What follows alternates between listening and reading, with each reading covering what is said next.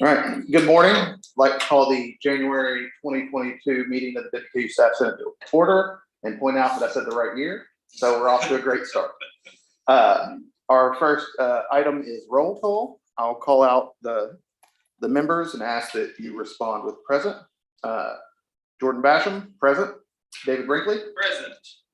Brian Campbell, Present. Rachel Cato, present. Jordan Cole, Dr. Peggy Crow, Just signed on there. Present.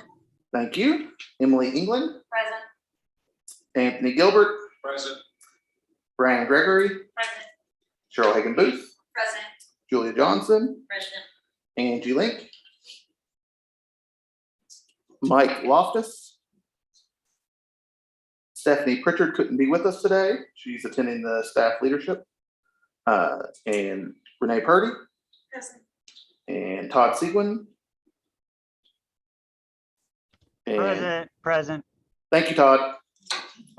Jared Smith, Present. Tanya Vincent, I believe via Zoom today. Present. Thank you. Sarah Waller, Present. thank you. And Jennifer Wilson. Present. Did I miss anybody? Okay. Our next item on our agenda is the approval of our agenda. So I'll entertain a motion to approve the agenda as it was distributed. Somebody wants to make So it. moved. And a second? Second. If there's a second, thank you. Motion to approve the agenda has been moved and seconded. All those in favor, vote by saying yes. Yes. Yes. Any opposed? By no. All right, the agenda passes. We'll move on. So our first real item is the approval of our December monthly meeting minutes. Those were sent via email. If anybody has any corrections or additions. I'll send Julia some edits. That's Okay. So then since there are going to be changes, we need to make a motion or have a motion to approve them as they'll be edited, I think. Can't do unanimous consent if there's an edit.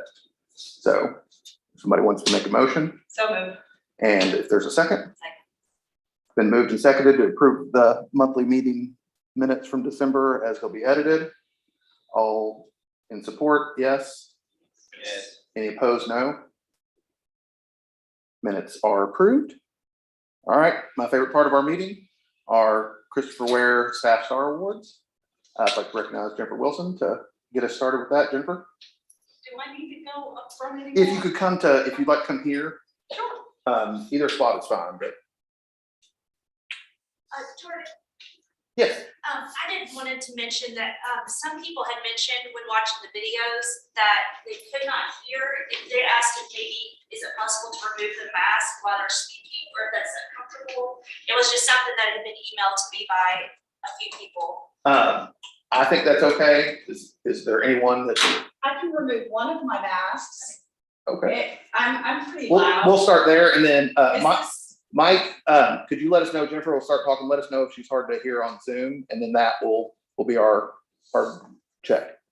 Excellent, thank you. Our first Christopher Staff Star Award goes to Miss Allison Searcy. Allison, I have had the privilege of working with myself. She is a wonderful associate in the access services for the WKU libraries, or as you know, the university libraries. And Allison had not just one, but two actual people that recommended her pretty much back to back. So I'm going to read some fine words from her colleagues. Allie has been an employee at WKU libraries, first as a student, then as staff since 2009. She has transitioned from part to full-time, integrated seamlessly into multiple departments, and been a huge asset to the library as a whole. Her work in periodicals, the education library, security, and now in circulation, which is also known as access services, has always been exemplary. As a co-worker, she is always willing to assist in whatever project is ongoing, and often does more than her share. Allie is beloved by our student assistants. She brings snacks, gives advice, and is always interested and supportive of them. Her work ethic, attitude, and generally cheerful demeanor make Allie a delight to work with. And her second colleague said, WKU Libraries, like all departments on campus, has undergone massive changes to workflow, duties, responsibilities for our staff in particular. In access services, Allison has worked diligently to make sure that all areas are covered at all times of the day. She has volunteered to change her schedule to cover night shifts. She is currently filling in for another position in another area of the library. She has absorbed new responsibilities with excitement and supports the entire access services team. I would love, as her supervisor, to see her recognized as the staff star she is. Allison is an important part of WKU Libraries and to the WKU community. And I just want to echo everything that both Kathy and Amanda shared. The dean loves you. She sent her good wishes as well. I've worked with Allie just on numerous committees in the libraries, and she is a true asset, not only to the libraries, but to WKU in general. And I would love to give you a certificate and a mug. Allie's not one for being in the spotlight, so if you don't mind us taking a picture. Oh, let's have you take a picture with. You can do them all. Okay, well, let's get you in the middle. Here we go. Thank you very much. I'm very honored. 1, 2, 3. 1, 2.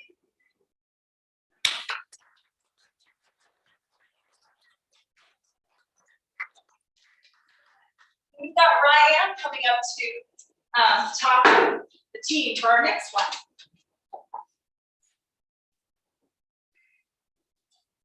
So our second Christopher Ware Staff Star Award is going to go to Regina Allen. Regina is the Assistant Director of the Office of Sponsored Programs. I think Dr. Cabello is going to come up and say the words.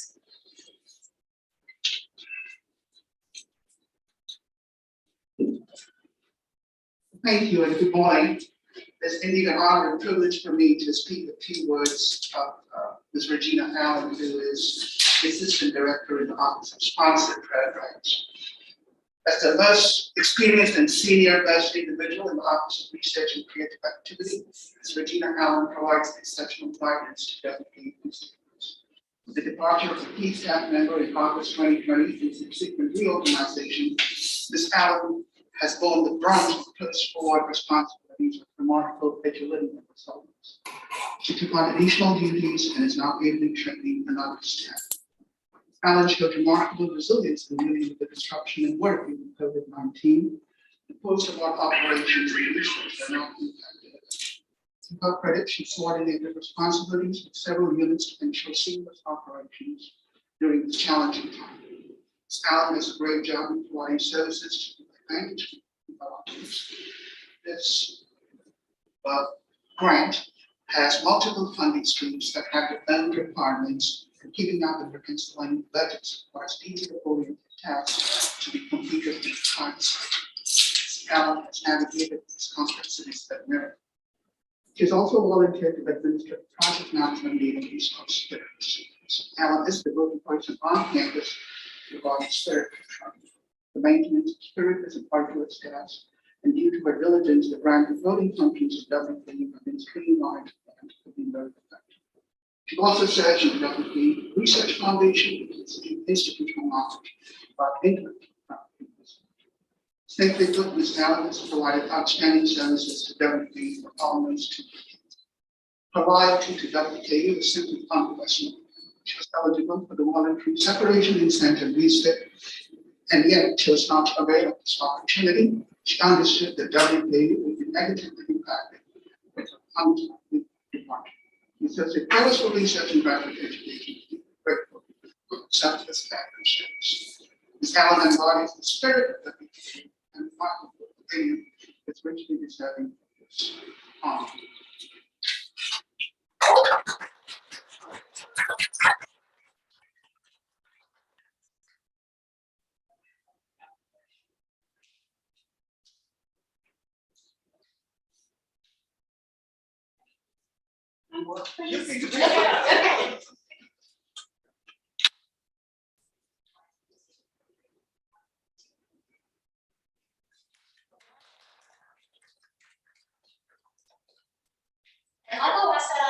say anything, I do.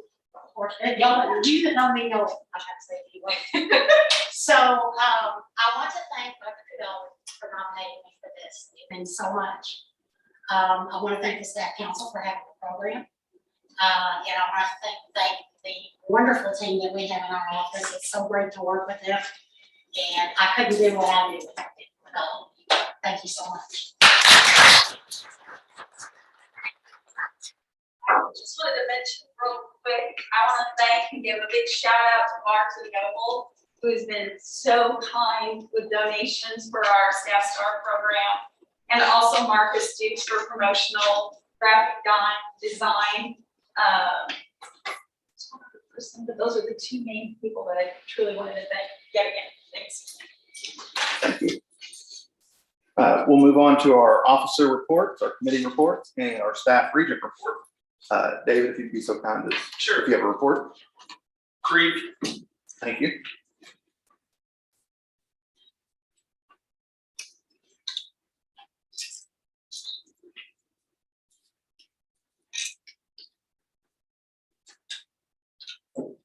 We had the regular December 10th meeting. All items that were up for approval were approved.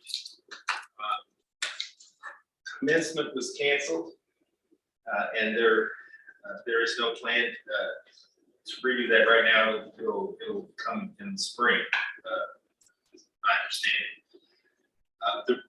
The agendas and the meeting times for 2022 were set, and the next committee meetings are January 21st. The agendas for those are not out yet. As soon as they get posted, I would encourage everyone to read through them, reach out to me, let me know of any questions, issues, concerns, and if you have any issues moving forward, we'd love to see those addressed as well. Outside of assessment related to FEMA, and which the board has had no involvement with, but there's been several pieces of that ongoing related to the storms. There's been no official board action related to that. The next extra event for the board outside of committee meetings and the first quarterly meeting in March will be February 22nd. There's a reception in Frankfurt where we're supposed to we will go to represent WKU with the legislature. So outside of that, I'll take any questions that anybody has. Think you're okay? Hearing none, also remind everybody, you can always reach out to me via email, text, my WKU staff region@gmail address, which is anonymous if you want it to be, and I'll be happy to consult with anybody. Thanks. Thank you. Rachel and the communications committee.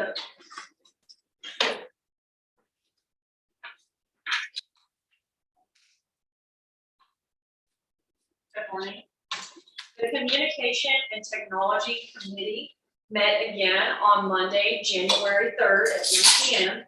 to continue our discussion of how to handle anonymous emails. In other words, we want a streamlined process to help be as effective as possible to submit the anonymous questions to the appropriate individuals or groups and respond to them in a timely manner. As a result of the work our committee has done up to this point, our committee moves that the Senate creates an ad hoc committee tasked with organizing responses from inquiries requesting comment from the Senate for the remainder of this fiscal year. Okay. Motion's been made by committee, so it is second is assumed. The motion is to create an ad hoc committee tasked with organizing responses from inquiries requesting comment from the Senate for the remainder of the fiscal year. We'll open the floor for discussion. This motion is amendable and debatable, so we'll open the floor for debate. Anyone in support of? I just want to make a comment that we discussed in our committee, that just the ad hoc will be the organizing element or committee, but that doesn't mean the committee will outsource to whoever needed throughout the staff senate as well as the university for responses. So this is specifically for the response and organizing the actual response. Okay. That's a supporting comment. If there are any dissenting comments. Any other comments? If not, we'll move on to vote. All right, we'll open the floor to vote on the creation of an ad hoc committee responsible for organizing responses to questions, comments, as it was moved. So all those in favor, please vote with a yes. Yes. Yes. Any opposed? Vote with no. Motion carries. The Senate will create an ad hoc, or has created an ad hoc committee. I'll work with the Communications and Technology Committee on appointments for the ad hoc committee. Emily, treasurer's report, please. Good morning. So, the treasurer's report as of December 31st, the EMD index had a starting balance of $3,090.97. There were no additions or disbursements, and the ending balance was $3,090.97. We have approved a $25 expense for the minutes training, and that will take place in January. The next account is the WKU Foundation account. Had a starting balance of $1,227.55. There were additions of $230.85 for an ending balance of $1,458.40. We have approved an expense on the foundation account of $25.38 for the Staff Star Awards, the candy that we give out with those. The next account is our College Heights Foundation account. It had a starting and ending balance of $1,491.20. So really quickly, I wanted to go over, as we are trying to make sure that everyone is on the same page in regards to policies and procedures and bylaws in regards to committees and offices. So the treasurer's duties, as stated per the amended bylaws, so we amended the bylaws and approved a policy to supplement those bylaws in the April 2021 Staff Senate meeting. So you can find those minutes and all of that information on our website. And it's also on our shared drive under the Constitution and Bylaws folder. But I'm just going to quickly summarize the duties for the treasurer. I'm not going to read it word for word, but when necessary, a budget will be created by the treasurer that itemizes the funds needed to sustain the Senate's operation.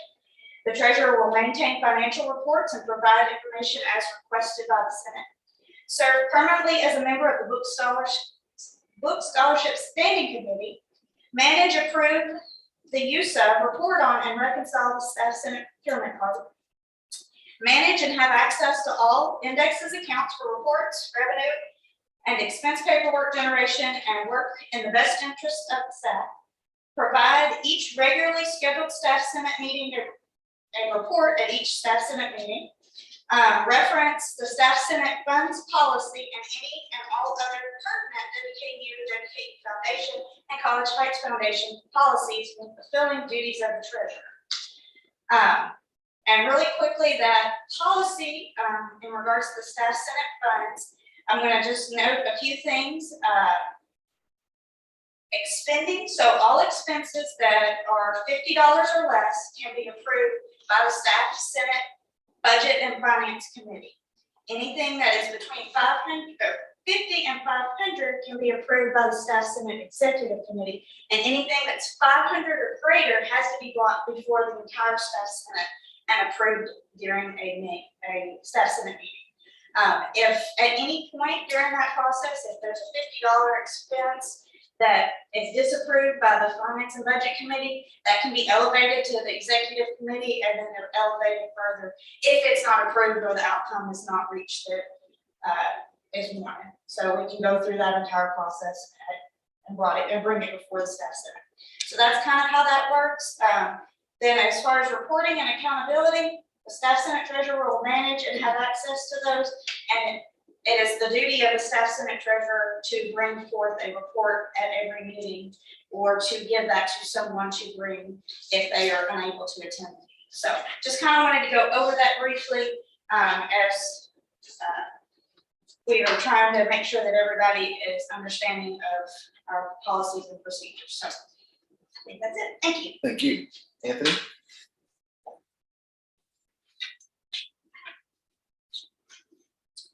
During the communication and technology meeting, we discussed the need for updating the descriptions of the contact us and the custom insight pages. Those updates wanted to clarify the communication process and to help set the expectation of how the communications are being handled. So I expect to see those updates as soon as we get those back. Thank you. Cheryl, you have a report from the parliamentarian? I'm not. No report, thank you. And Tanya is joining us via Zoom. Tanya, do you have a vice chair report or is there a report from the workforce committee? I don't have a report for the workforce committee. I do want to mention that our project mentorship, we are still needing employee mentors. I've got several mentees that need to be paired up. So if you are interested in volunteering as a mentor for a new WKU employee, please email Staff Senate or email myself so that we can get you on board and set up a free lunch at Fresh to meet with the mentees. And that's it. Thank you. Jared, is there a report from your ad hoc committee? Yeah, short one. Thank you.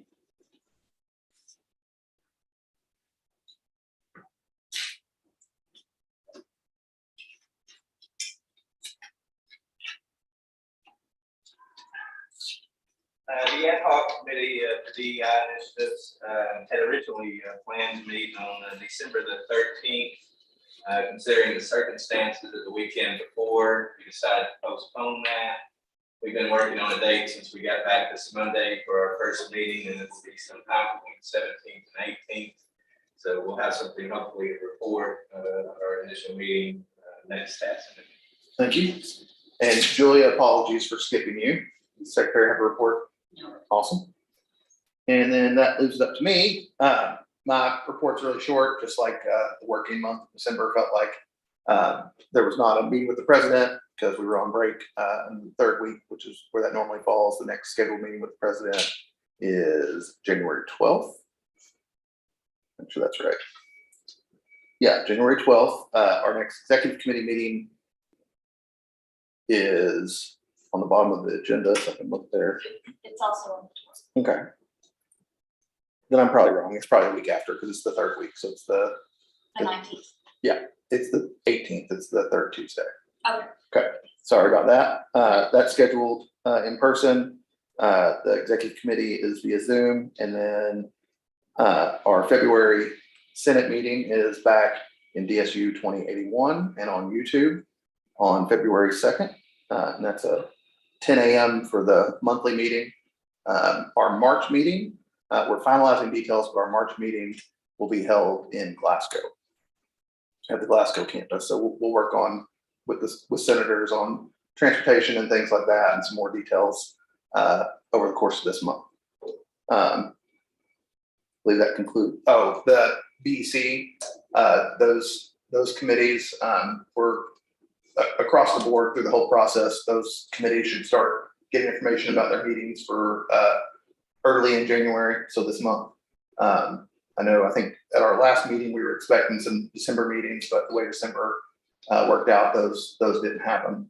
So we'll get back on BEC process, OAC and CAC, all those good committees, and use our expanded voice to benefit the staff over the course of the next few months. That concludes my report. And then we'll open the floor for old business. If any senators have any old business to bring up, I'm not aware of any, but I want to make sure we leave it out. And if there's any new business, it needs to be brought to the floor. Okay, and then go ahead. It was just a suggestion about like a moment of silence for those that have lost their lives to the tornado. Okay, if you would make that motion. Can I make a motion to Yeah, have please. a moment of silence? And a second? Is there a second? Second. Fran, okay. Motion's been made and seconded that the Senate would observe a moment of silence in recognition of Kentuckians that lost their lives as a result of the storms of December 10th and 11th. Any debate in support? Any debate in opposition? Move on to vote. All those in favor may vote by yes. Yes. Yes. Any opposed may vote by no. Hearing none, motion carries. I ask that you join me in a moment of silence in recognition of those impacted and those who lost their lives in the storms of December 10th and 11th.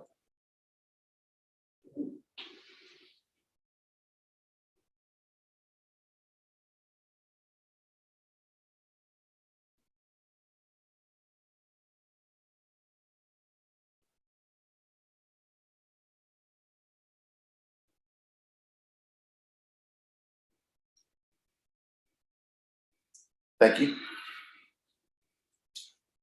Thank you, Rachel. We'll also open the floor for public comment. I think we've discussed, just to make it clear, we have 2 items that we must include in every one of our public monthly meetings. Those are the staff regent report and opportunity for public comment. We always have the floor open, but it's included in the agenda to make it clear. If anybody has any items of public comment, the floor is open for that. Yes, sir.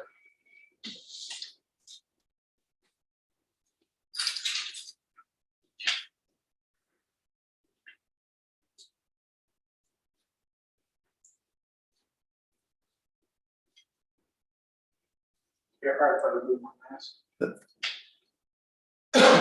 Morning. I don't usually do this. I'm not good at speaking in front of crowds, and to be perfectly honest with you, I don't know a lot of you. But I did want to address the staff count or the staff senate this morning. My name is Herbert Hess. I started here in January of 2002. This is the month of my 20th anniversary working here at the university. Something I never thought I would do. But anyway, I just want to address the staff senate, not looking for an answer, not looking for a termination. I'm wanting to express the frustration that staff members are facing here on the Hill.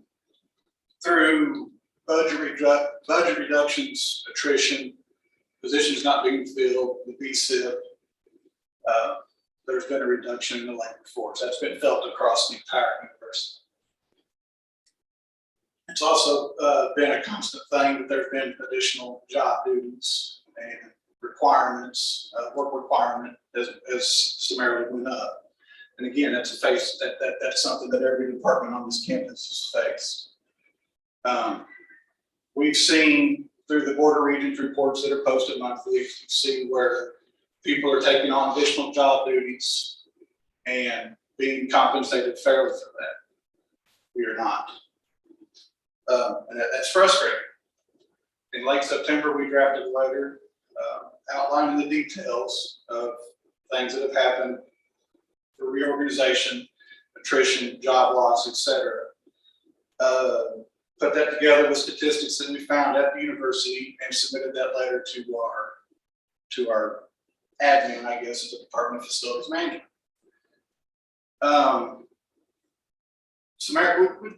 We feel like we've been ignored in this, and that is frustrating. We've reached out to the staff regent, we've reached out to the staff senate, and you all have had meetings, and we're not hearing nothing back, and it's frustrating. We had a meeting with our director of facilities back in November here in DSU. And we tried to go over some of the issues that we had, open positions, ever increasing work requirement, the ever evolving job description. You know, it seems like there's like, oh, well, this is, you need to do this now. And it's being added. Didn't really get any clarification on anything there other than to say that they're looking into it.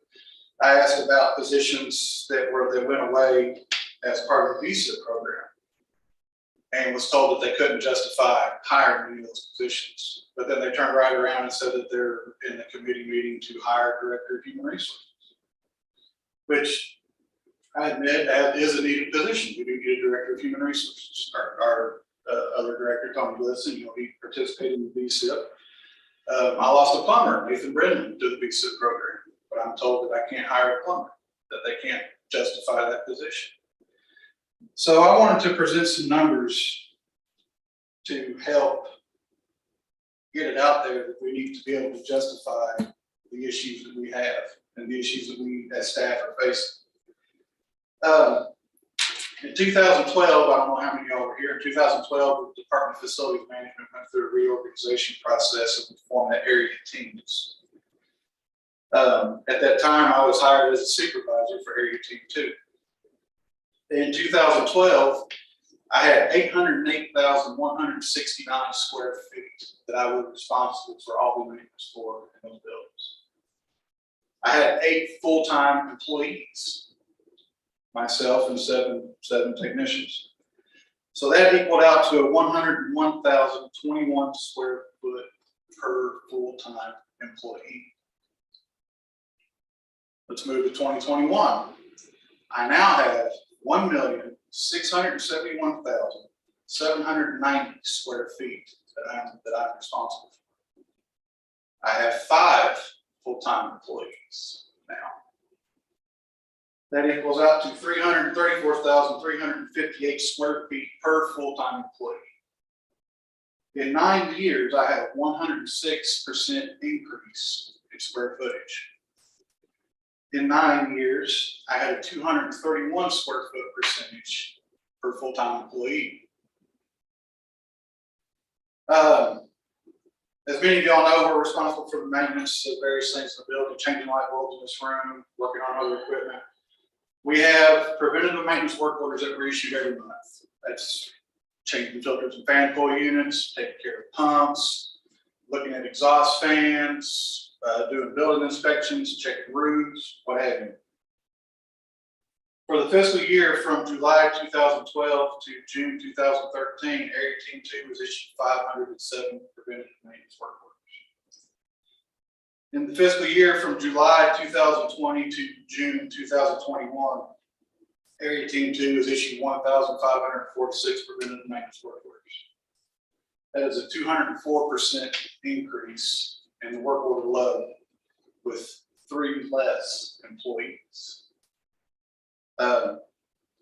I will take this minute to say that I will brag on the people that work in facilities management. We have kept up with the demand. We have kept up with the changes, but we would like to be recognized for our efforts. We would like to be fairly compensated for our efforts. It is frustrating when they admit that people are going to quit because they're not receiving fair compensation, and then turn around and admit that they understand to get new people to come in, they're going to have to start them at a salary that is equal to what we're asking for. So most of the employees in facilities management are hourly. Some of them are requesting between a $2 and $3 an hour raise. We're being told no, that it can't be justified, that the money just isn't there. But then it's also being told to us that as people quit and to bring on new hires, they're going to have to pay them $2 or $3 more an hour than what we're currently paid. So again, I just wanted to address the staff senate and express our frustrations that we are having here. And we would like some clarification on what the path needs to be to correct the issue, because we're being told that it's a university-wide problem that needs to be addressed. But then people outside the Department of Facilities Management are telling it's an issue that needs to be addressed within the Department of Facilities Management. So we don't know who we need to go to, because the path that we've tried to take currently is not getting any results. So again, I thank you all for allowing me to address the staff senate. And I don't have anything else to add. If anybody would like to see the letter that we drafted on the 20th of September, or the spreadsheet that I used to come up with the numbers for the increase in square footage, I'll leave that up here for you all to look at. Thanks, sir. Thank you. Chair Batchor. Regent Brickley. After the last conversation that I had with members of the facility staff, I personally addressed the issue with the president of the university prior to the, Could you go to the podium so people on YouTube could hear? can they not hear? Probably. It's highly likely they can. If you wouldn't mind. Thank you. Thanks, Cheryl.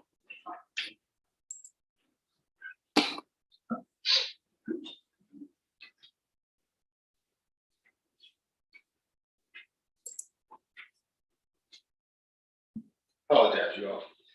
Prior to the last Regents meeting in December, I addressed, after speaking with some of you all, the issue with the president, and encouraged him personally to facilitate a meeting between the leader of her area and the EAP. And, I realized that was up against a break, and there have been several things that have happened since then, and no official action probably has taken place, and I don't know if that meeting is taking place. However, this morning during this meeting, Susan requested her area typically will ask to meet with Shane and I before a coming committee meeting related to finance and budget concerns. After and during this presentation, I drafted an email to Susan and said that I would like that added to the agenda of our meeting next Wednesday to directly request how that issue is going to be addressed or resolved. So if I can get a copy of what you said, I have that right there. Okay, I have all the additional information. Oh, Susan's on. She could probably address this as well. But I'll yield the floor if she'd like to make a comment. Susan, if you'd like the floor. Sure. I know that Andrea Sherrill, who's the interim director of HR, has been working with Brian Russell and Ken Branch on this issue. I actually just texted her, and we're going to talk this afternoon about the status of that. So I appreciate, David. We can talk also next week about it. And I appreciate the fact that, there has been a lot of things happen over break, and I'll make sure that I'm on top of this. I have a meeting with the president tomorrow, so I will talk with him about it as well. Thank you.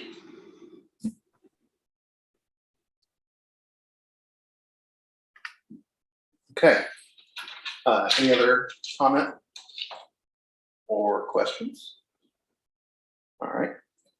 And because we're all still working on the rules of order and procedure and things like that, I just want to make clear this is a great time that if any senators have anything they weren't sure when to bring it up, this is just want to open the floor for that.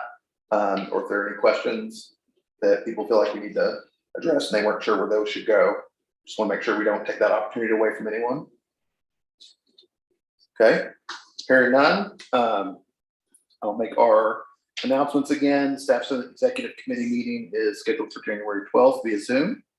And our next Staff Senate meeting is scheduled for February 2nd, back in this room, DSU 2081, and then it'll be available as a live stream via YouTube as well. And